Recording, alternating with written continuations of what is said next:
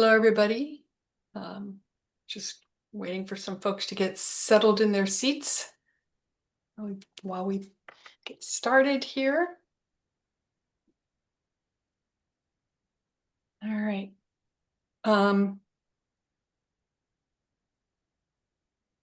Okay. Sorry, I got too many things going on my screen that I'm trying to keep track of. Well, hello, everybody. My name is Lee Burdett Williams, and welcome to the third of our four-part series for parents of college-bound autistic students. I'm the executive director of the College Autism Network, which is one of the two hosts of this series. CAN is an organization that's kind of a membership association that supports professionals who support autistic college students heading into college, getting through college, heading out of college. And let me tell you a little bit about the impetus for this series, and then I'll allow my colleagues to do some introductions as well. The impetus for this series came about from many conversations and meetings with the professionals who work in or oversee autism support programs on campus and who know the value of well-informed parents when it comes to making important decisions about college. As a bit of context, some colleges and universities, about 200 of them, have programs, degree granting, matriculating student programs, academic, social, residential, that are specifically for autistic and similarly neurodivergent students. And we call these ASPs, or autism support programs. Many more colleges, because there are about 4,000 in the US, provide these supports not through a specific program, not through an ASP, but as part of the services that they offer through their Access or Disability Services Office. And so when we talk with our colleagues in this field, the directors of ASPs and others who support autistic students, questions and concerns about career support on campus are always, in their opinion, on the top of mind for parents. It's a really big return on investment question. And so we've gathered some campus professionals who are people that we know are particularly tuned in to career support efforts in their programs. And they're going to offer you their insights about how a college or a university provides support related to a student's career planning. Let me turn this over to my colleague and co-host, Matt Gunter. Thanks, Lee, and hi, everybody. My name is Matt Gunter, and I am the father of a neurodivergent student, autistic student named Peter, and he is a rising sophomore at the University of Arkansas with the support of the ASP program down there. I'm happy to report he had a fantastic freshman year, made some friends, did great academically. He's studying data science.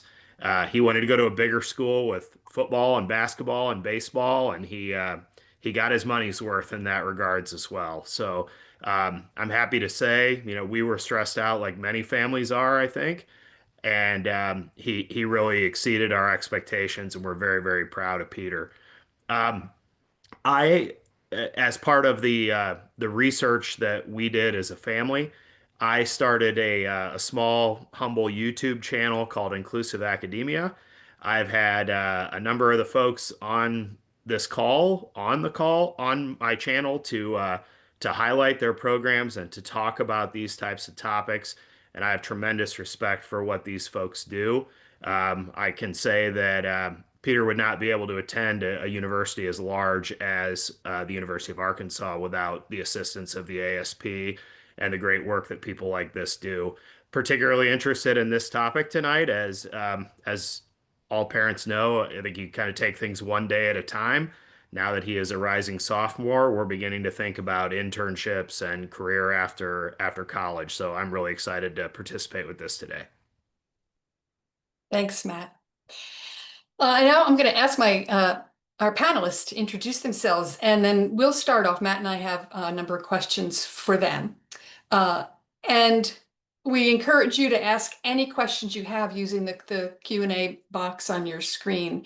If you want something clarified, you don't have to wait till the end. Just drop that question in there and we'll incorporate it into the discussion.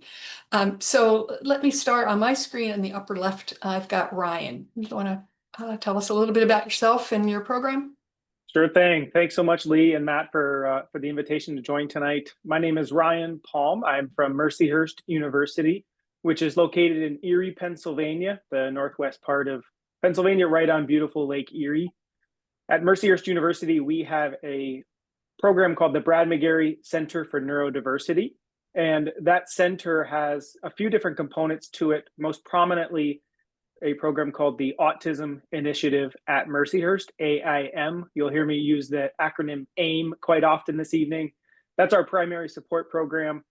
And we are soon to be starting our 17th year. Our program was founded in 2008, so we're one of the old ones on the block, and really appreciate the history and the tradition that program leaves with us. And we've continued to grow and expand the various outreach efforts that we have for neurodivergent students who are seeking the transition to college. We have had a summer program called Create that actually is underway right now this week. We've also added a second summer program that is a 1-week program aimed for some younger students. So think your rising sophomores and juniors in high school. We also offer some dual enrollment opportunities specifically for neurodivergent students. And we've launched a new career-focused initiative called Neuro Launch that we'll probably talk about at some point this evening.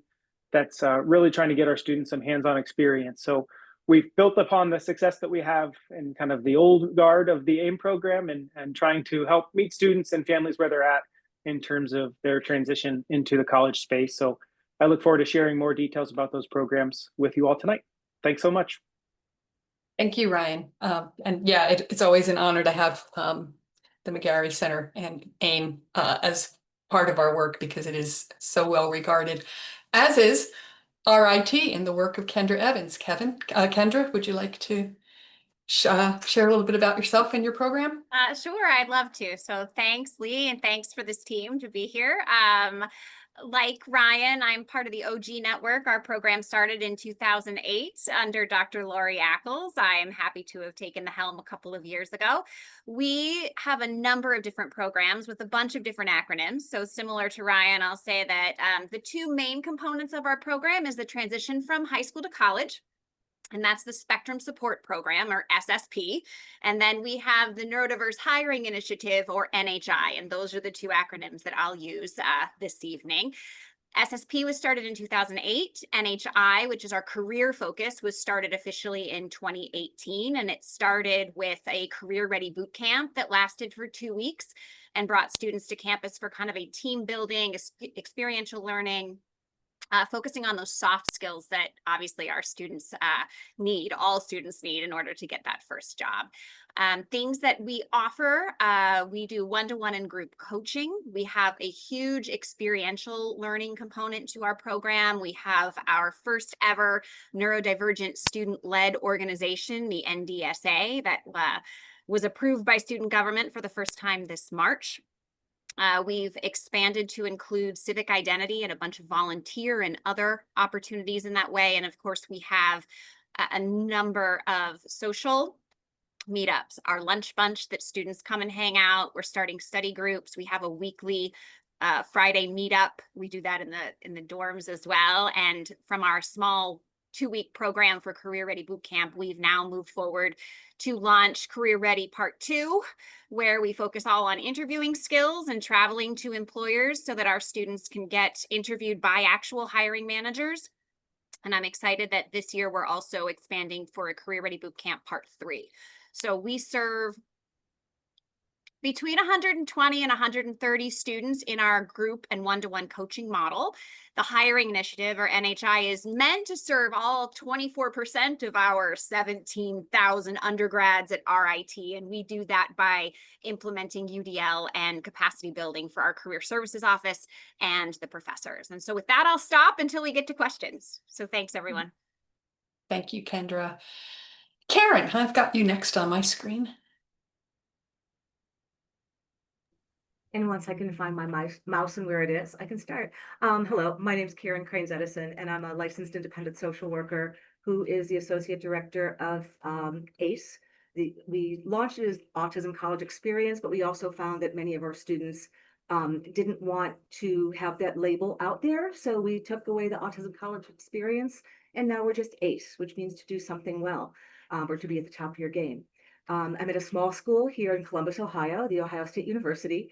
We have this, moderate sized athletic program. And much for the same reason that Matt's son wanted to be at that larger school. Many of our students feel the same way. Being able to be involved in athletics as a spectator, or within a large group of student organizations. That's really important to them. Combination of reasons. Sometimes it's just they feel better that they're in that bigger school where they're not that kid that might have come, from the resource room, or that, is always in, a special service. But in the same way, I think there's, for at least those in Ohio, being a Buckeye is super important. Lots of our students end up, their legacy, right? So their parents have been here, their grandparents have been here, and it's important for them to carry on that family tradition. But in the same way, we launched back in 2016, looking at programs like Mercyhurst and like RIT, because they forged the way. They made this foundation for the rest of us to build on. So, we've learned that our strength lies in staying small versus having larger numbers. So even though I'm envious of Kendra and Ryan, I'm happy with the small numbers that we serve, because we try to do a little bit more work with just a small number of employers within the Columbus area.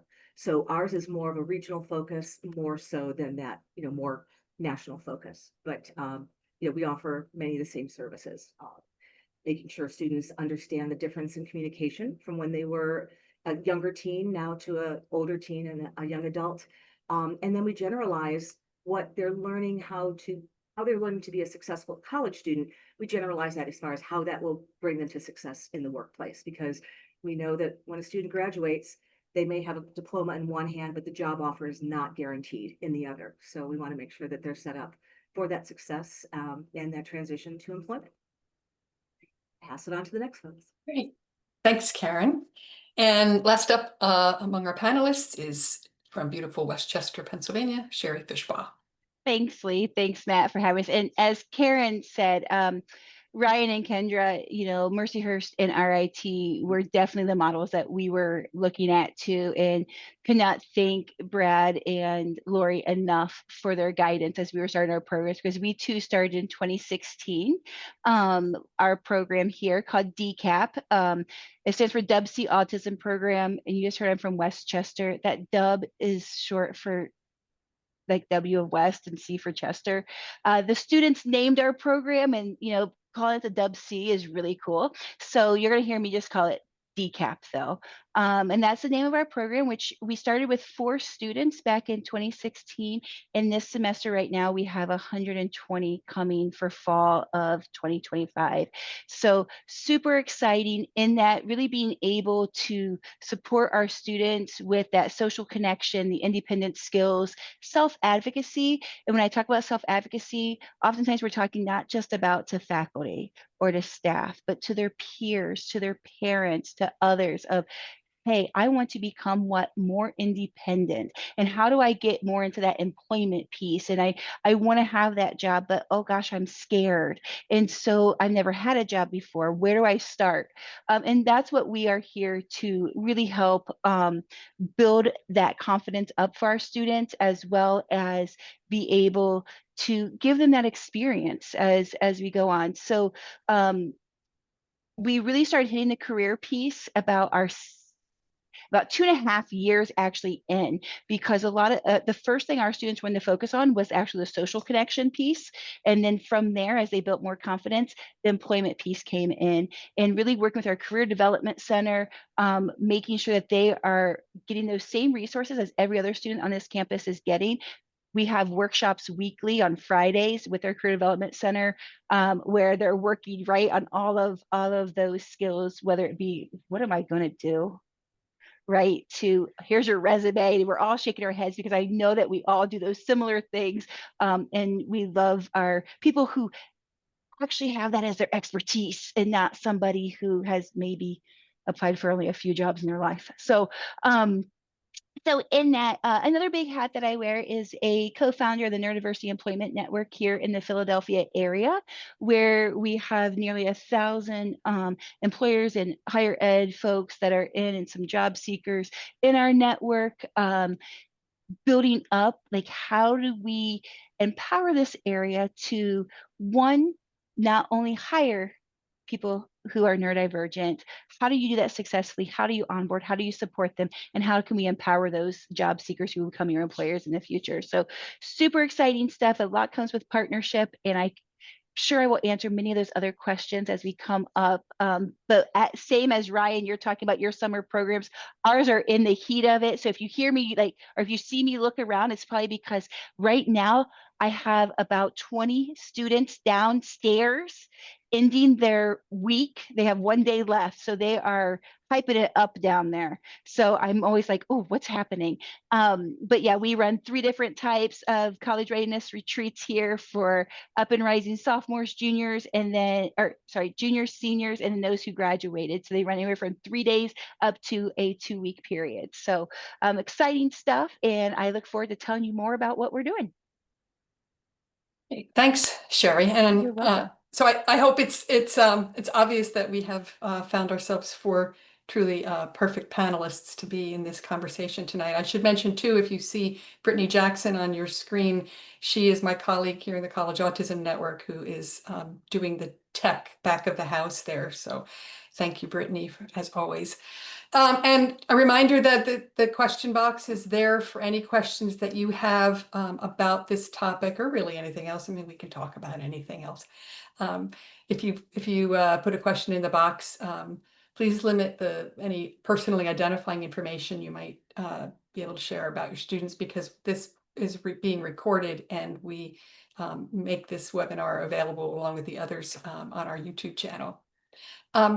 So with that, I'm going to ask Matt to just start us off with a question. Sure. So, I mean, clearly it's a bit of a challenging job market, I think, for all graduates coming out right now, unfortunately, and, be they neurotypical or neurodivergent.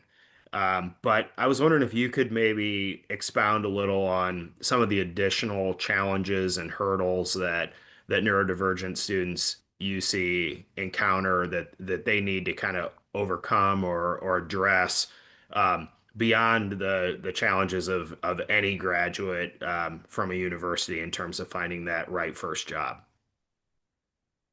I'll jump in and go first if everybody's okay with that. So I'll throw out 2 caveats that I think probably are representative of our programs. Number one is that anytime we talk about a student, there's probably another student in our program who's the polar opposite. And, our students come in many different shapes and sizes, and it's really hard to characterize them in general in a very good way. And then the second is, I think a lot of folks outside of our programs have this preconceived notion that students who are neurodivergent or in a support program like ours are very different than their peers across the campus.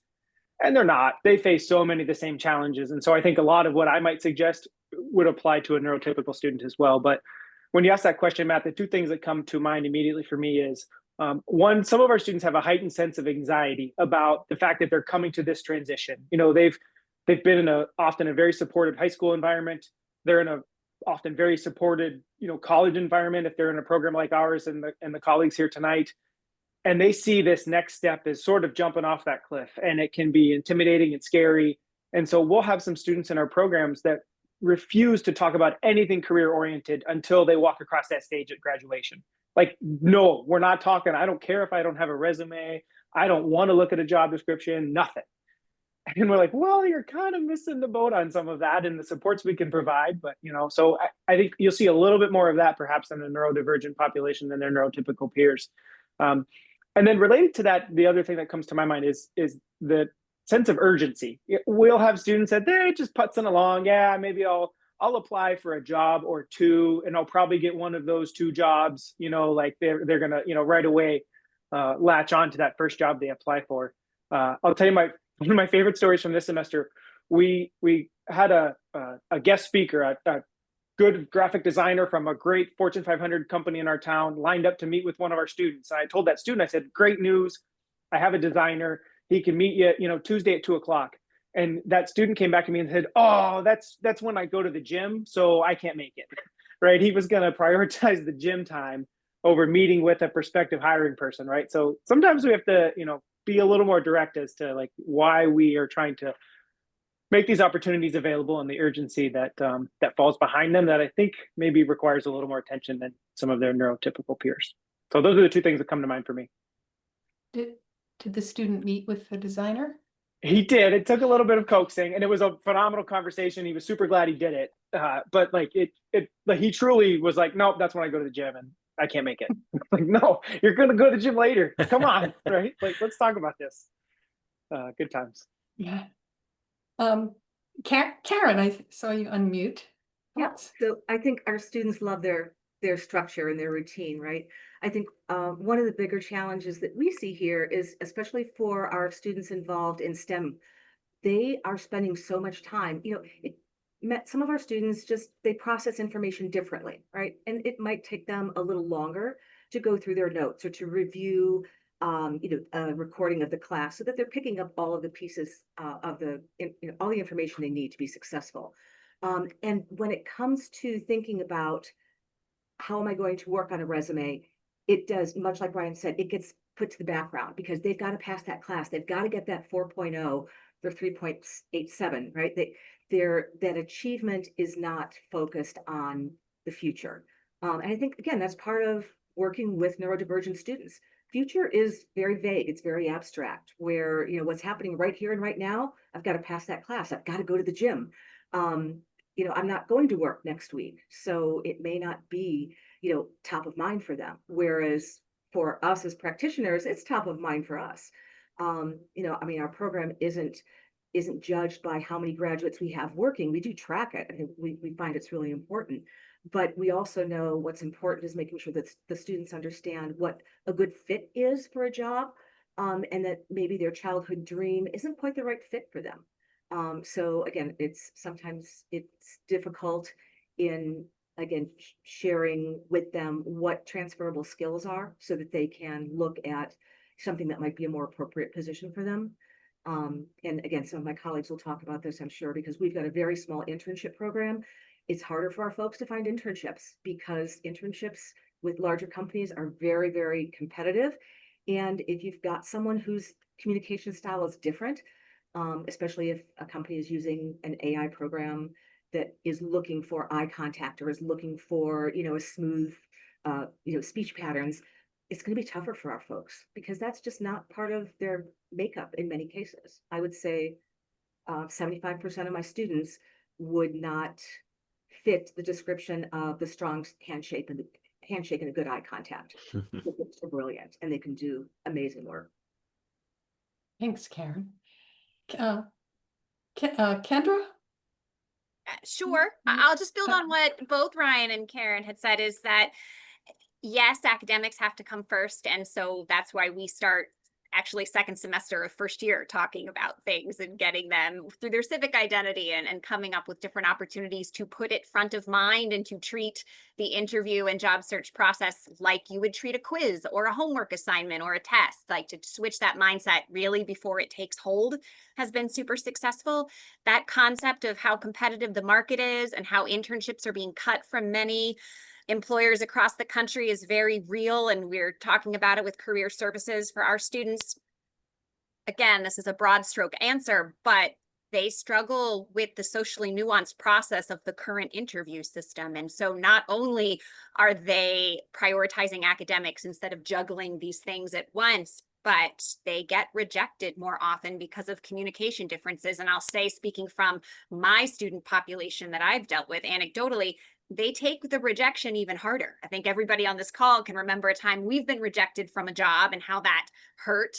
It's amplified for many of my students, and it's harder for them to get back on that proverbial horse. And I'll also say that my students intentionally limit where they're going to go in order to be near their support network. So many of them want to stay close to me and my team, or they want to stay close to their parents, which is why it's so wonderful that we're doing this for parents right now, because one of the statistics, right, is that over 50% of all job placements come from a warm handshake or building your network.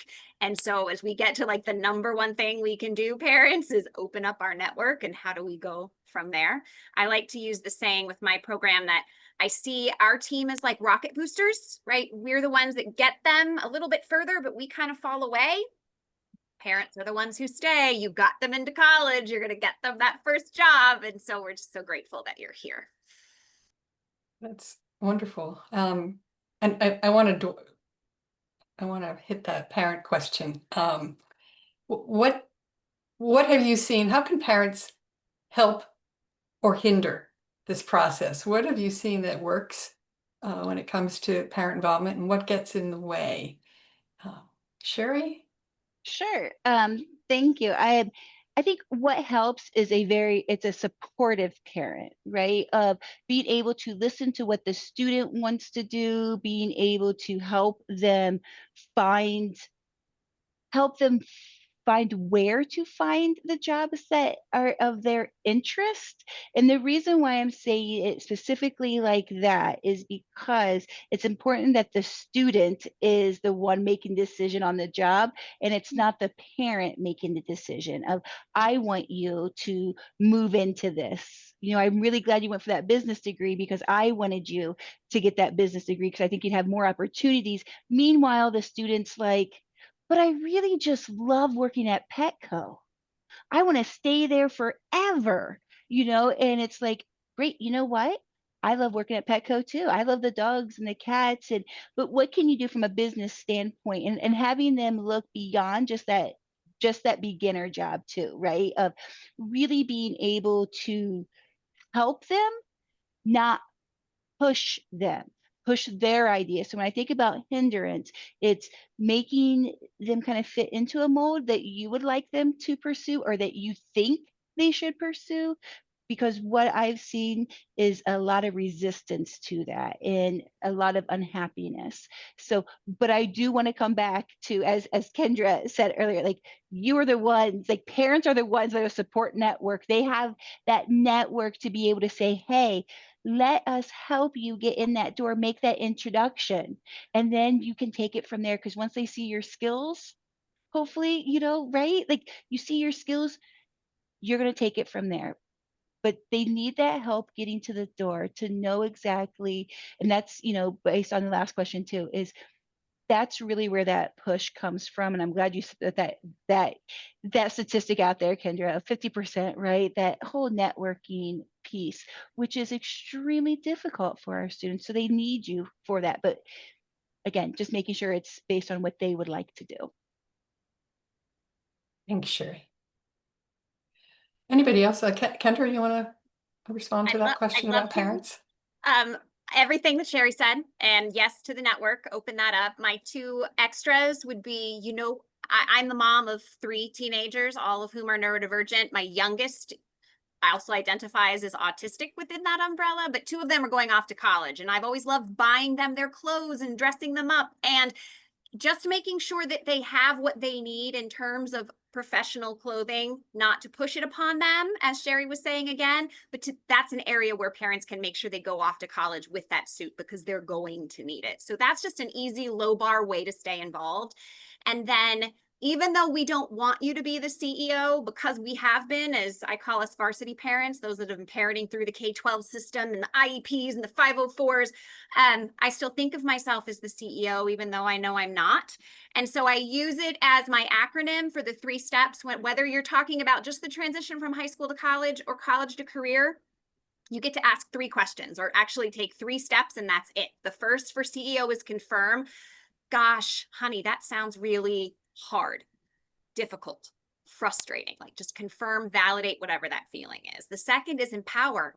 How are you handling that? Just listen, just empower and listen. And the last one is the offer. How can I help you? Would you like me to, if they don't give you something right away? That's it. 3 questions, don't lead, just ask and wait. You can still be the CEO as long as you just keep it in your mind that that's what you're doing with your little acronym. So I'll stop there. Excellent, Kendra. And Lee, Karen?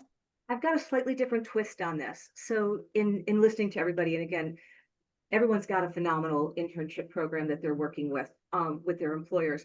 One of the ways our internships came about was because of students. Their families came in, or someone who was considering the program for their son or daughter said, you know what, I've got opportunities at my company, right? So that networking for us actually started very internally, right? Now, those students aren't working at their parents' companies, right? They could, they're big enough companies, they would never know that they were within those systems. But I think it's that piece of where our parents know what the ins and outs of the places they work, right? They know if it is more neuro-friendly. They will know, or they want it to be more neuro-friendly because of their, because of their child. So again, if parents have that opportunity to be able to share those other opportunities, because again, our career services, and I know we'll touch about this later, it's a little different than when career services were working with most folks that are our family's ages, right? There's, especially at a larger institution like ours, you would think that there would be more of those one-on-one contacts where the career services from engineering can say, hey, let me introduce you to this person. And at least from what we're seeing here in Columbus, that's not the case. We reach out on a much broader scale, or we're using Handshake, or we're using Indeed. That personalized piece isn't there. So if there is a way for that personalized piece to come through our programs, for students, I think that's a phenomenal way. With the one organization that we've been working with, it's only been since the year of COVID, 2020, we've had 43 interns, and out of those 43 interns, 10 have been hired. That's a 25% rate. So again, and this was just from someone coming to our program information session to find out if the school was a right fit for their son. He went to Arkansas, but again, now we still have this great opportunity to work with this company. So. That's Great. great. Great Excellent. advice. Let's expand on that a little if we could. So maybe for our audience, share how the process typically works on your campus. And I know a lot of you work directly with career services on your campus as well, providing training and connections and that sort of thing. So if you could just kind of take folks through how does the career search and placement process work on your campus, in particular for the students in your program, that'd be appreciated. I'll be happy to get started. We do work with our career development center. They're understaffed, under resourced. So we partner with them, but we by no means expect that, hey, they're gonna, we can send a student there and 6 months later they'll come back with a job or an internship. We know that's not realistic. So we work really closely trying to, talk with our students about all the basics, right? What do you want to do? Where do you want to live? All the things we've, sort of already hinted at tonight. And then we really start to identify resources that we think would be really helpful for our students in the job search. There are now so many great job boards that are specific for neurodivergent candidates. There are companies that we know are very, neurodivergent friendly hiring practices. So we try to give this bank of resources as a place to start. And then we also talk with our students about, figuring out what would be your dream organization or two, and keep an eye on those job boards, right? You shouldn't rule out XYZ company just because they're not on this neurodivergent friendly, job site. That's not fair to exclude them as well.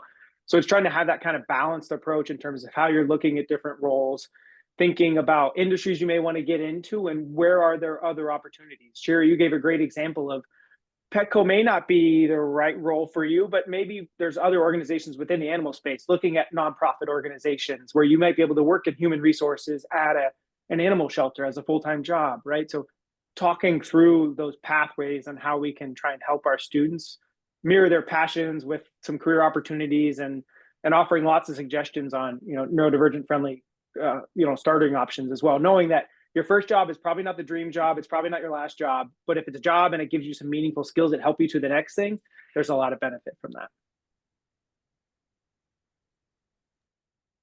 I don't know many people that their first job is necessarily their dream job. So, Sherry? Yeah, just to I'm going to mimic a lot what Ryan said, right? You work with your career development center, and you have all of these. I mean, all these places on Handshake. You have Indeed, right? Like you were talking about, Karen, and all of these places. But at the end of the day, it is hard I mean, I'm not going to sit here and say, oh, it's beautiful and everybody gets placements, and no. And it's being able to talk to our students about, we're looking, right? And Kendra, you said the second semester, we're already talking about it. We're trying to get students involved with that. One of the things that we have that goes on not only here at our at DCAP and at Westchester, but also within Neurodiversity Employment Net, where we brought it into that, is something we call the Connect and Learn Meetup. And that is actually not a job fair at all. It is about having students practice the skills with employers and a lot of those talent acquisition officers that we have within our NEN network, that are coming in, so they can look over resumes, they can look at their portfolios, they get comfortable with that. And the way we set it up is actually they are first and second years go as observers if they don't have their portfolios right and a good resume up and ready. They get to go as an observer to watch the third and fourth years present to the employers, and they get to listen to the different feedback, and they get to just start to think about that process. And that, again, they get 4 years of that. In doing that, a lot of them come into, doing it out into the community ones as well. But again, I'm not here to say you're going to get a job. I'm not here to say like I can just give you a job. Whoever is there, we typically will have the listservs out of saying, hey, these are the jobs that are available. I'm sure that you are all like, we have wonderful, wonderful job boards that come out, and companies that are looking for neurodivergent talent that we tap into, right? Like Mentra and Integrate and Neurodiversity in the Workplace and all these wonderful places. But again, those are for 1 or 2 jobs, and we have 50 people that are looking from your one program at that one time. And so in that, they have to apply to them. They have to be able to get through the interviewing process. And so it takes a lot of reassurance for that 1 or 2 people to get picked while the other ones are going through that defeat. But tapping into resources is so important. And a lot of times what I'm finding is trying to find places on our campus, like the library, IT services, our student union, what are places, orientation teams, what can we do to have them in their own network, in a safety zone on their campus, to start building up some of those skills and then moving out into the smaller businesses. And I will tell you, I have a lot more success with those smaller nonprofit or one like an entrepreneur, that started something, than any big business any day. But the students still have to use their skills to get those jobs. But luckily, they are practicing them throughout those 4 years. Great point, Sherry. On one level, work is work, right? And so getting comfortable with the idea of showing up when you're expected to show up, of having some responsibilities for which no one is going to step in and rescue you. You have deadlines, you have obligations, and that, whether that's working at Petco or working in the student union or working in an internship at PNC Bank, those things, those jobs all have that in common, right? The need to show up responsibly and take instruction. I wonder if you all might talk about some of the I know a number of you all partner with companies, businesses, employers that have a heart for neurodiversity, who have maybe even a formal neurodiversity hiring program. I wonder what some of the best practices that have really stood out for you from employers that you've observed, and how are they really beneficial to neurodivergent job candidates? I'd like to start that. Kendra? Oh, I see. Oh, Karen, go ahead, Karen. All right. One of the things with our one company that has always impressed me is the fact that they make sure that students come in not only understanding who their supervisor is, but knowing that they have a mentor that they can reach out to. And again, for a lot of our students, that's difficult because they don't know how to reach out or why to reach out. But we had one of our students that came to us and said, my boss keeps asking me out for coffee. I don't like coffee. So then I had to sit and tell them, like, okay, this is networking. They want to learn more about you. They want to learn about your personal side, so that they can kind of help you along. And again, this is a company that I was able to say, so who's your mentor there? So they've got someone outside of the department who will mentor that student. They try to meet with them within their first week, take them out to lunch, take them out to coffee, and then we can tell them, no, you can have tea. It's okay. You don't just have to have coffee. But again, helping them with that nuanced side, right? Things that they might not feel they're comfortable asking their supervisor, they can ask the mentor. And in the same way, the supervisor can go to the mentor to say, hey, can you give me some hints or tips? Because although the company does a good job of that initial training with all their staff, anyone who's working with any of the interns coming in through their Autism at Work program, um, you don't know everything. And especially if it's your first year, your first intern, or even your second intern, there may still be things that, you're unfamiliar with as a supervisor. So that mentorship program has been a huge piece, and I know others have utilized that as well. So Thanks, Karen.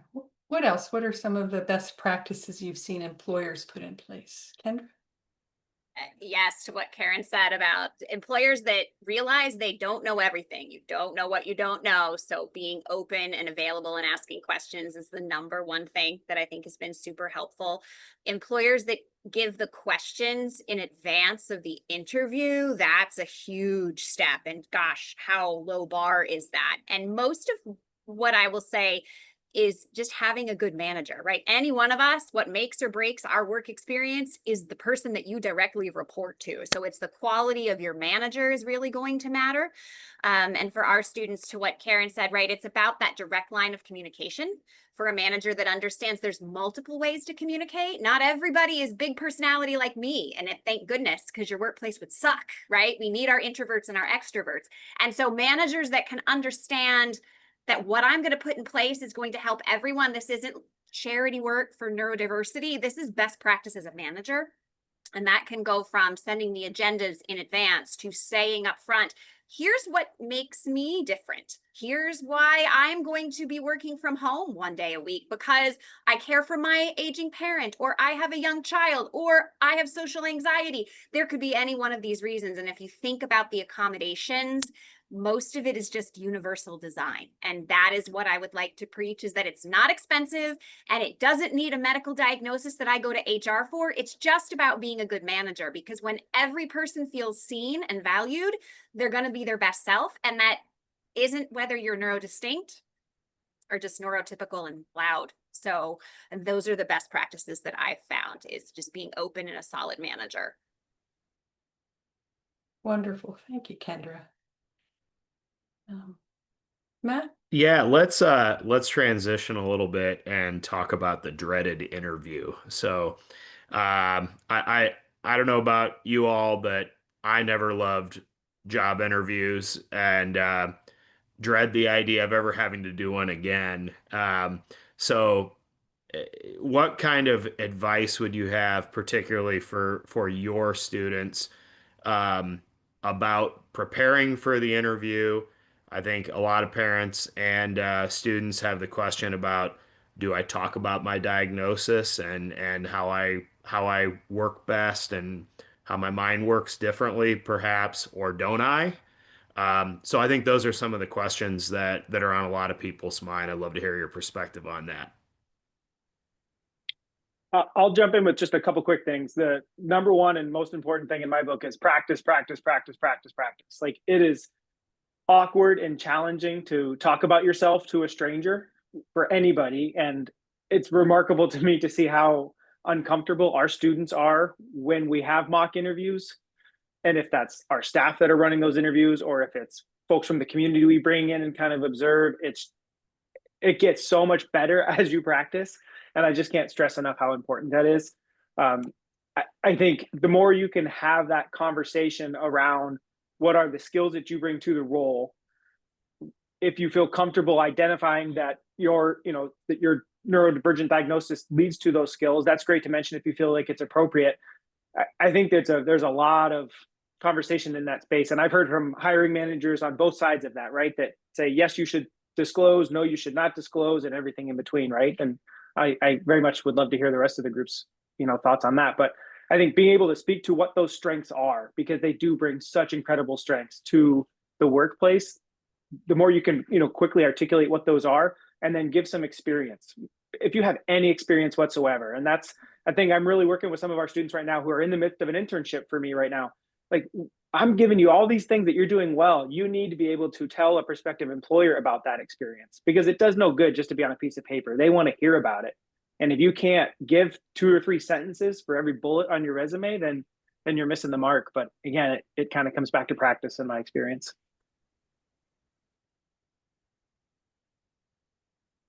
Kendra?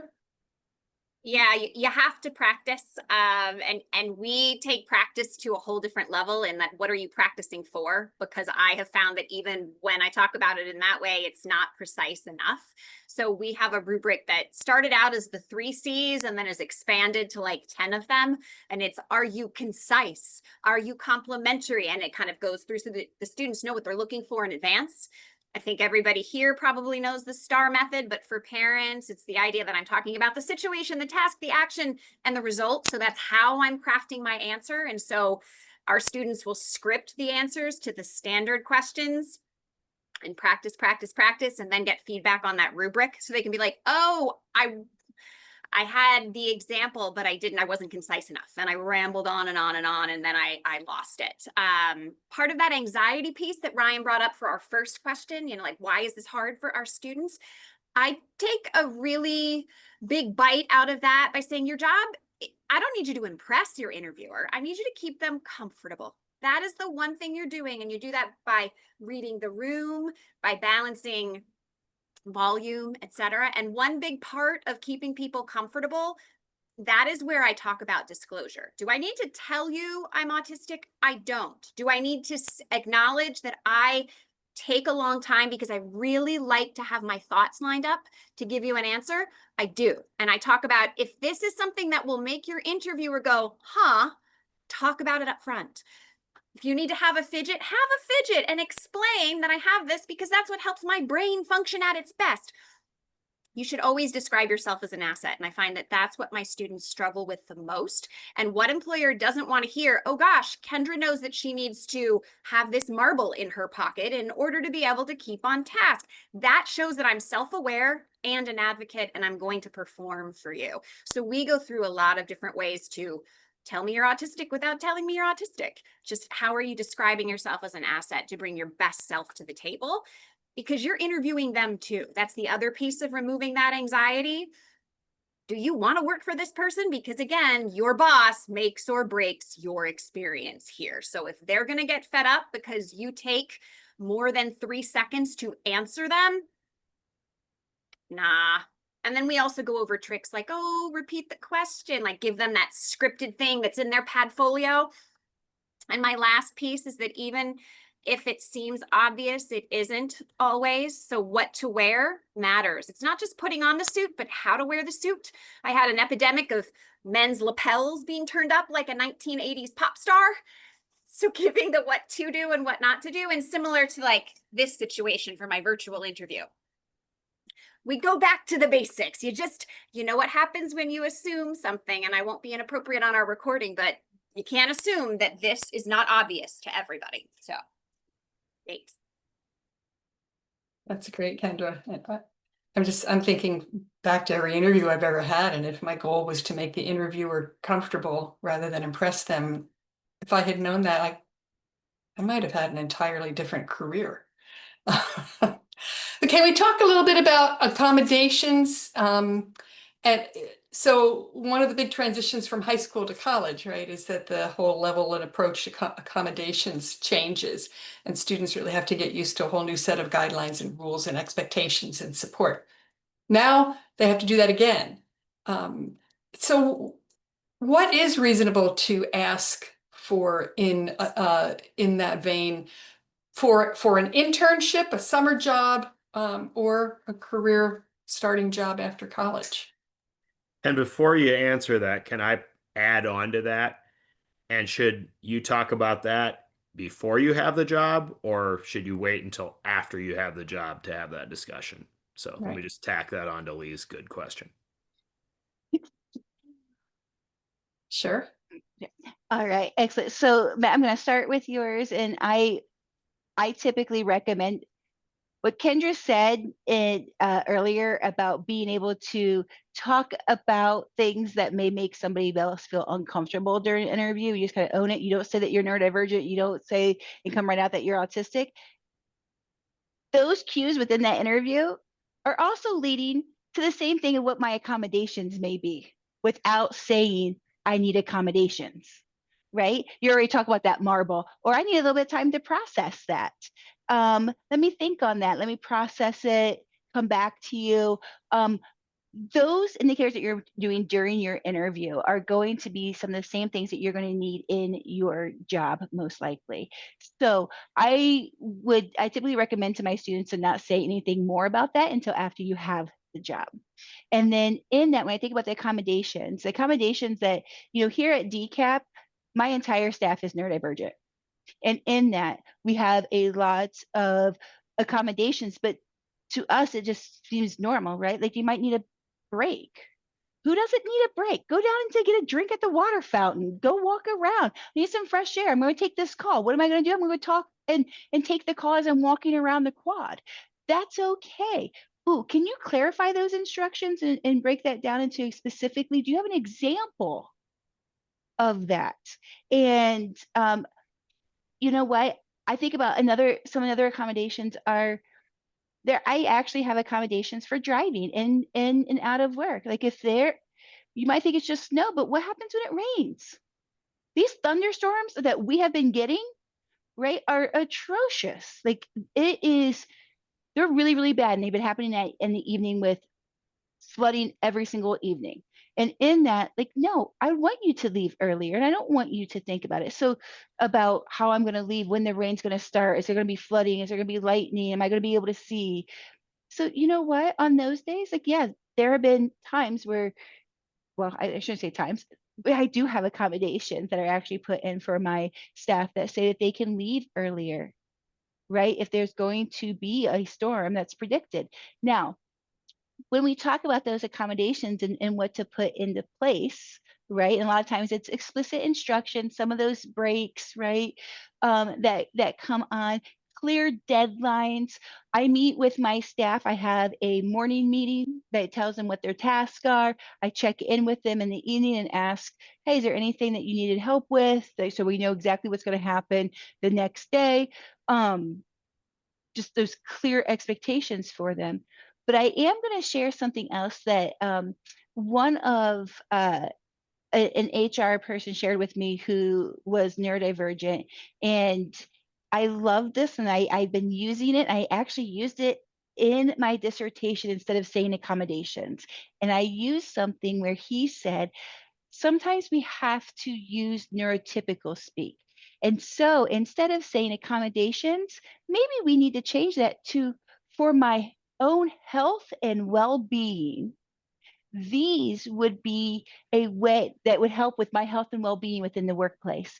Being able to take breaks for like 10 minutes just to walk outside every couple hours, right? To take my phone calls outside on a walking break. So just sharing that bit because I have loved that for my health and well being.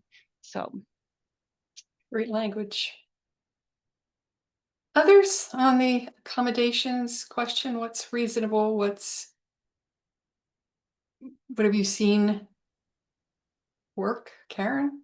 I think one of the things Kendra brought up earlier, right, that accommodations are simple.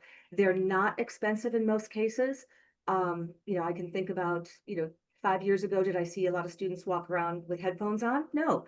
Do I see them walking around with noise canceling headphones on now on campus? Absolutely, right? And it's the norm, right? So how do we think about universal design? How do we think about what that benefit is? And again, what's the return on investment? Sometimes there's zero cost and the return on investment is extremely high because again, it helps with productivity. It helps with that wellness and well-being.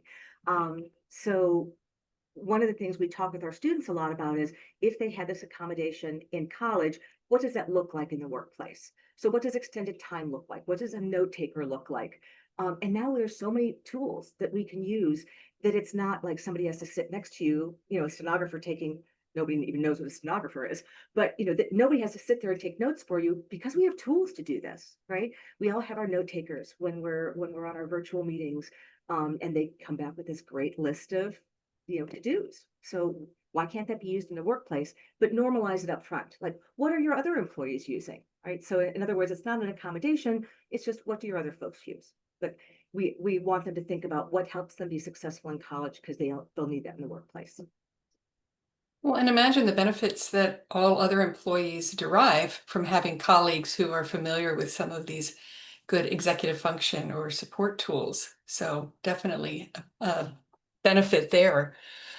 As we head towards the top of the hour, I hope I am certain that the advice and insights that our panelists have offered has been helpful, and I hope you feel as parents heartened by the work that's going on our campuses to help our students be really prepared for this big transition, but also knowing that there are a number of employers out there who have figured out that there are real benefits to having a neuro-inclusive work environment.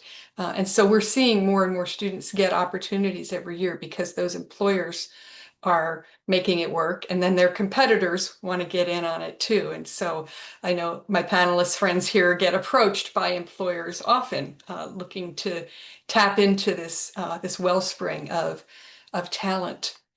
So I've got a few wrap-up things to say here. One is that, well, I'd like to thank everybody for joining us this evening and remind you that our fourth webinar, which is on the topic of transition programs, gap years, and other alternatives to the first year of college, or that year between college, high school and college, will take place on Thursday, August 7th at the same time. We have a small favor to ask. We're going to drop a link into the chat, and this is a survey. Matt and I are working on a sort of our next effort to survey parents of neurodivergent students to create some guidelines and suggestions to share with other parents who are trying to figure this out. And we value your input. And so if you are the parent of a neurodivergent student and can take just a few minutes to answer some questions, just go to that link and do that. And we really appreciate that. I encourage you to subscribe to Matt's YouTube channel, Inclusive Academia. Brittany can drop that link in there, and that's full of really amazing videos, recordings with people like our panelists here talking about their programs and their insights as well. I think you'll find that really useful. Matt also has College Ready, which is another link we'll get there. Matt, do you want to explain what College Ready is? Yeah, I mean, I owe a checklist? lot of thanks to a number of the folks on this call. We did a survey last summer on the topic of college readiness for neurodivergent students, and a number of the folks on this call participated in that survey. We actually published those results. There's a free summary that's available on college-ready.com. And then we also turned it into a workbook that Lee is holding up right now. It's pretty brief. It has lots of, I think, quality discussion topics that you can have with your student, really to make sure that you and they are on the same page about college, and help to build a support plan, et cetera. So recommend that you check that out. Great. And then, of course, the College Autism Network website has a whole lot of resources. Not surprisingly, you'll find those under the resources tab. And there are resources for parents of college-bound students that I think you'll find really useful. We have a neurodiverse job board list there. It's a good place to just poke around and see what some employers are offering. And one website that I love to mention is also under our resources for rising students, rising college students, is called College for All. And College for All is a terrific website created by an autistic high school student who wanted to create a website that would really speak the language of her peers. And so we're really honored to host College for All, and we encourage you to send your students there. You can reach me by email if you have any questions. We'll be sending out the link to this recording probably tomorrow morning, I guess. And so you'll have it for further viewing if you'd like.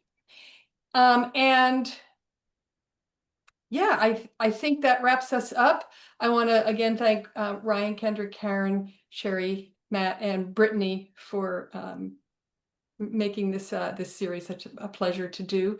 Thank you for those of you who attended tonight, and we will look forward to seeing you in a few weeks at our final session. Good night, everybody. Bye, everybody.